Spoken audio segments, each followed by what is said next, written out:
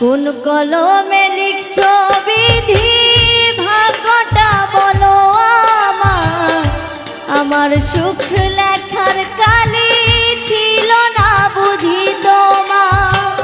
কোন কলমে লিখছো বিধি ভাগ্যটা বলো আমার, আমার সুখ লেখার কালি ছিল না বুঝি তোমার।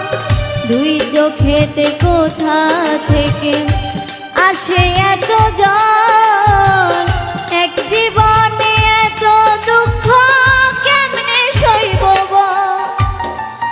কোন কলমে